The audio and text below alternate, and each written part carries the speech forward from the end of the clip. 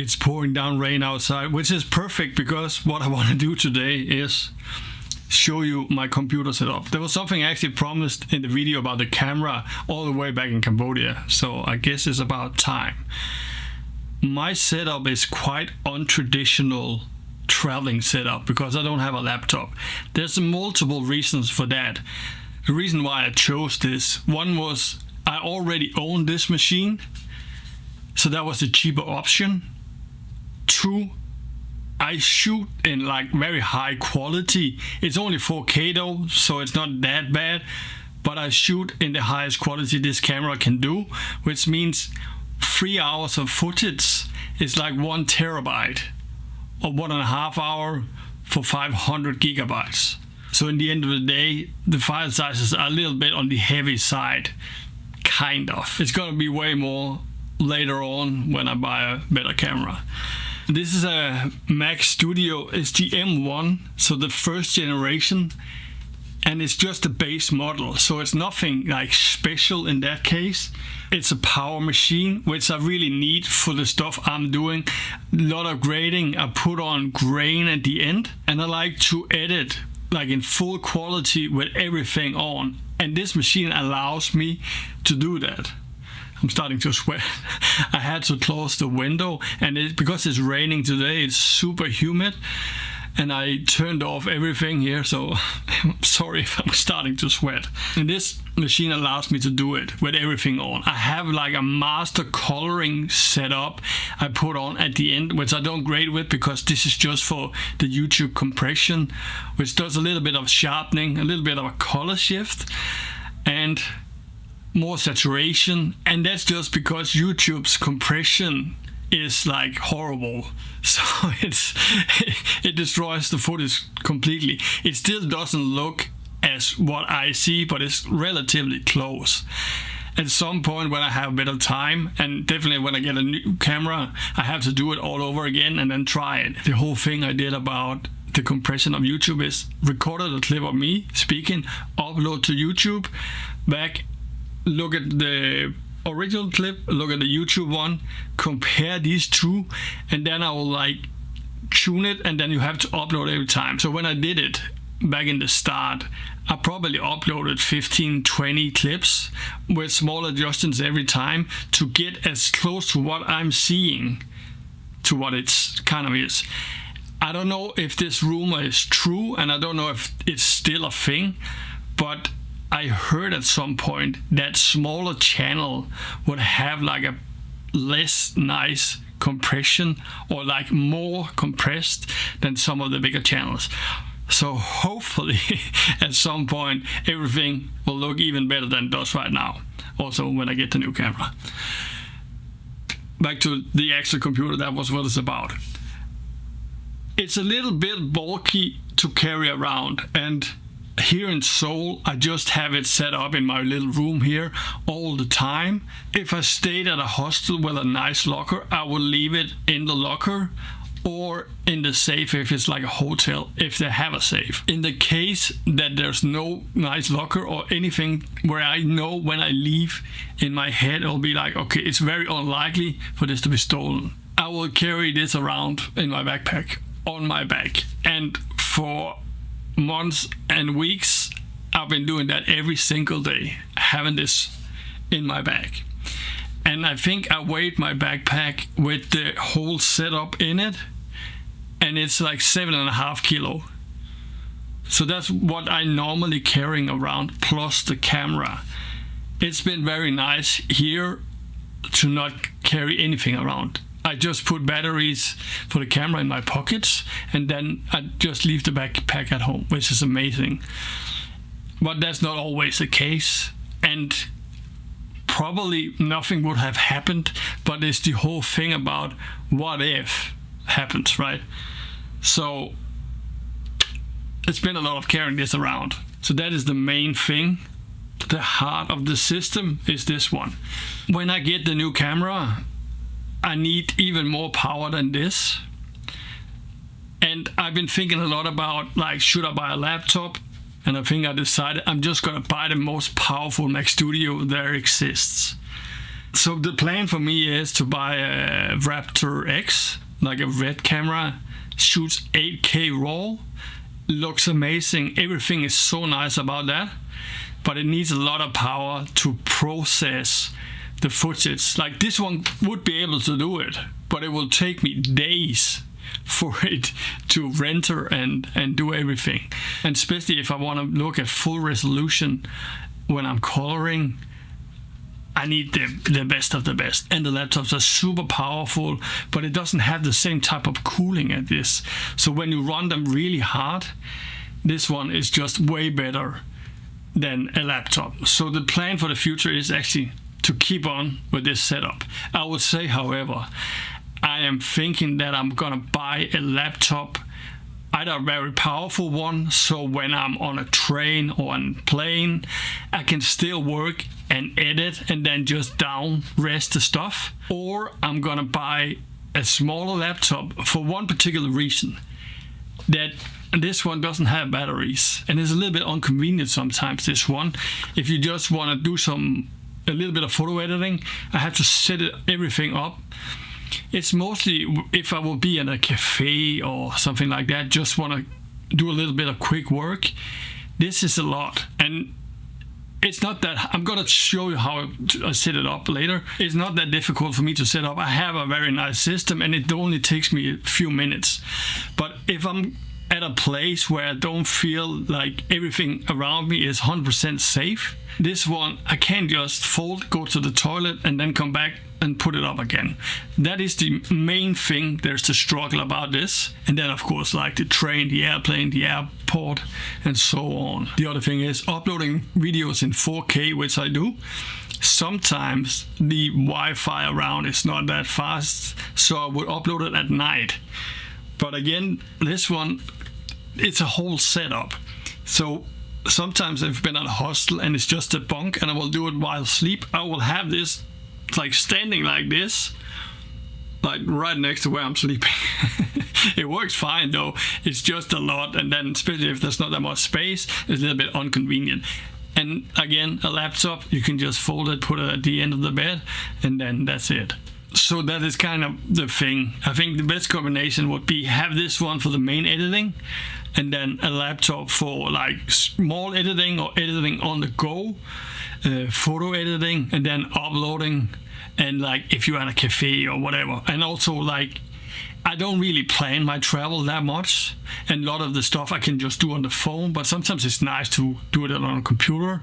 And it's also too much to set this one up just for that, right? My ideal setup is gonna be the most powerful of this, and then either the most powerful MacBook, or just a small MacBook that can handle like basic edits and basic photo stuff. The future will tell what I'm gonna decide on. Also, the most powerful MacBook is also quite heavy, so that's what it comes down to at the end of the day. I'm not that worried about carrying that much weight around. That's only like fitness kind of thing, but it's more like on the airplanes, right? You can't go too much over the limit. Let's continue with the tour of this. So the next thing is I have like this travel screen. The only downside with this, it's only a HD screen. So even though I'm editing in full res, I can't actually see it because this is only in HD.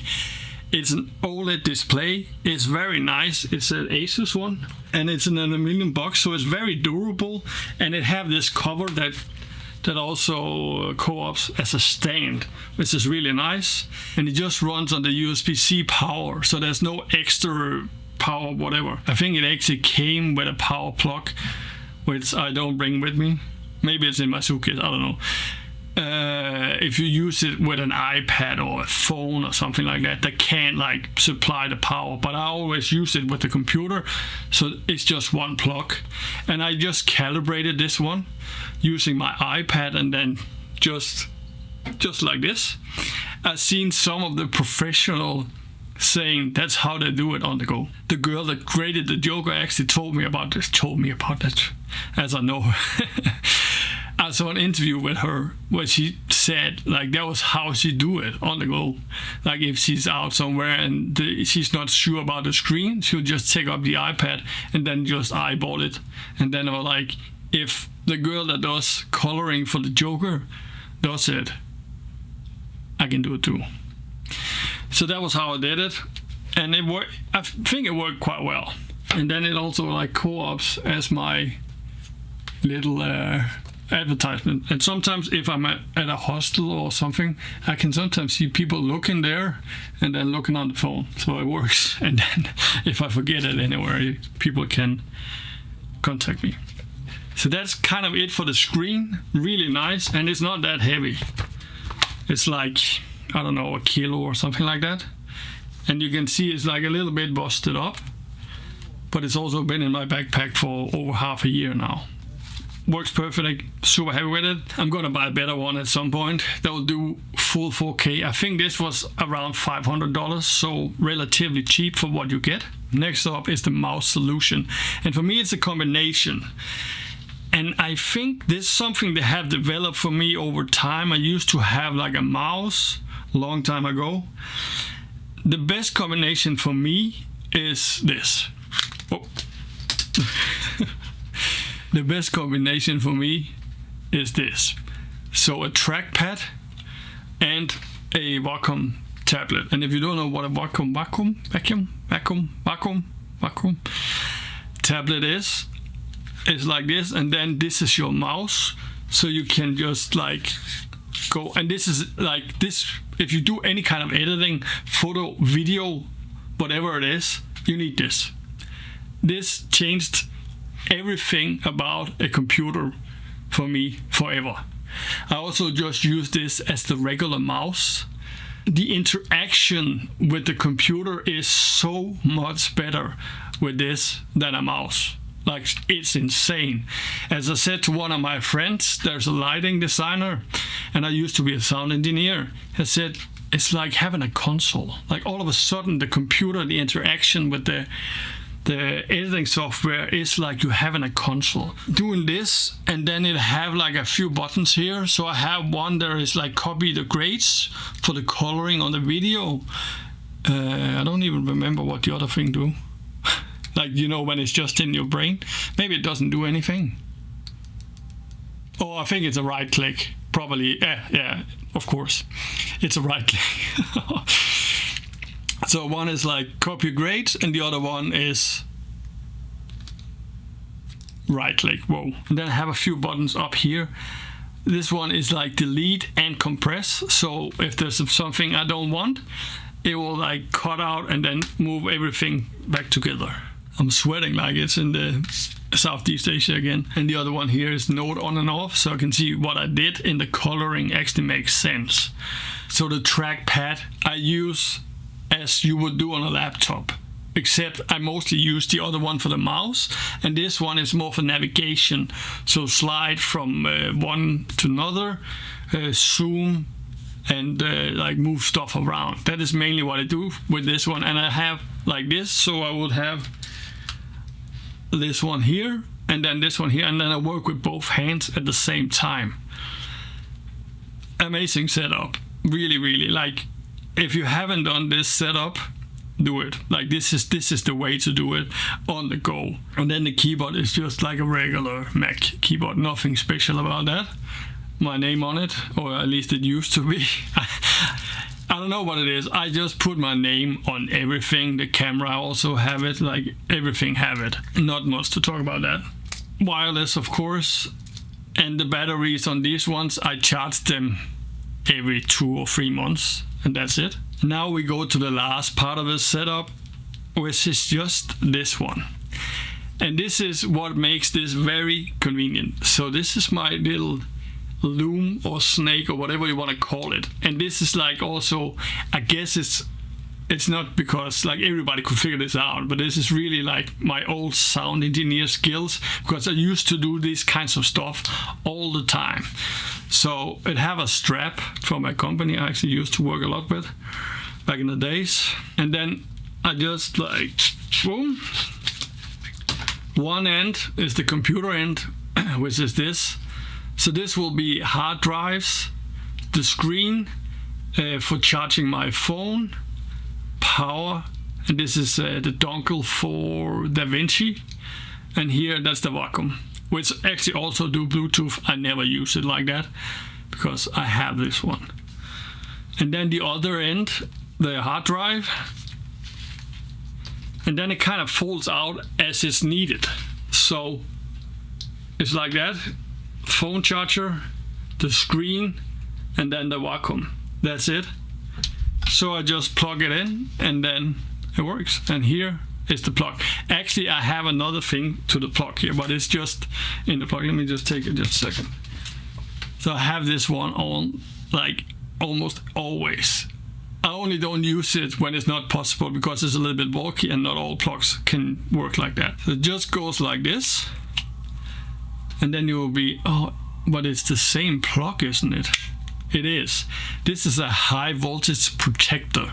So in case of a lightning strike or something similar, this one is supposed to break instead of my computer. It's not 100% safe, but it at least works a little bit more.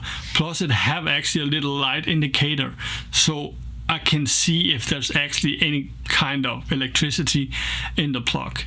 I also have like a voltage measuring device with me. I barely use it. I use it sometimes when I'm in a place where the electricity looks a little bit sketchy. I will just measure how much voltage there are and then be safe.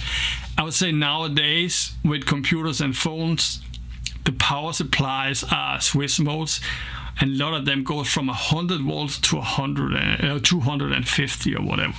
So it's not that big of a deal if the voltage is a little bit all over the place with the stuff we use nowadays. So this is like the custom-made setup for hard drives. My camera actually records straight onto these ones. I have two, a 500 gigs and a 1000 gigs. So the 1000 one is a slower one than the other one, but it works fine with this 4K stuff. It loads a little bit slower when it's start to be full. So this one on the camera, take it out of the camera, plug it into the computer, edit. I would love to keep the footage, and I sometimes keep a few clips, but because of the file sizes, right? So every video I make is like from 1 to 1.5 hours of raw footage, kind of. It depends a little bit on whatever it is. But I guess that's the average, which means it's like 400 to 500 gigabytes of data. If I should store that every time, either in a cloud or in a physical hard drive, my full suitcase would be one big hard drive. So sadly, I'm deleting my footage after a few days, and that's just how it is. And so far, it's fine. And uploading to a cloud is not really possible when it's that much data as it is. Like in theory, I could do that every night, put it up and let it upload, but no.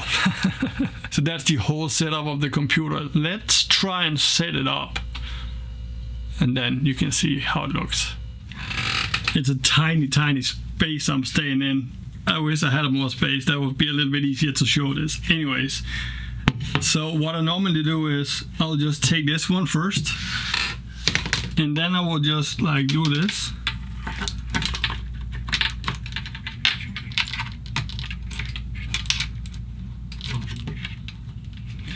And as you see, like even now I'm fumbling a little bit with it, but that's it. Now it's done. And we put it here. And then the screen. Boom. And then we just find the end here. I know this one is the one for the screen. Boom, like that. And then the Wacom. Boom, like that. Because it's a small space, I need to do the cabling a little bit more than I normally would. But normally the cables would just be like here. And then I never touch them at all, just like how they are. Plug it in, take the keyboard, put it right there, put the mousepad there, and press start. That's it. That's how fast it is to work with this. And people will be like, oh, this looks like a lot of work to put up and down. And as you just seen, it's not. Like, because of the loom here, it's so fast to do it. And it's even faster to do it the other way around. Normally it will be in a backpack. So I will just take the loom out, then the studio out, plug it in, up, take the screen out, and do everything I just did from the backpack, and the same the other way around. Pack it down, put it in the backpack, and then I'm just like going. Plug in the hard drive, turn it on, and then start editing. It's that simple. I use DaVinci Resolve for editing. I guess that's another video I can show you one day, like the whole setup I have inside the computer, and this was just more about my ambitious travel setup. I guess that was all. I feel like I missed something out. Probably not. So if you want to see about the camera, I will link the camera video up here. And then a little bonus gear is I have this one. This is for the thumbnails, and nowadays I actually just carry this one around with me all the time, so I can take a thumbnail where I am, which I feel like is the better way than me like taking a picture of me, edit that into a photo. This makes it a little bit more natural, you'll say. That was the end of the video. I will open up the window so I can get a little bit of fresh air again, so I can stop sweating. And then I will start editing on this beautiful setup, this video you're watching right now. See you in the next one. Thank you for watching. Bye.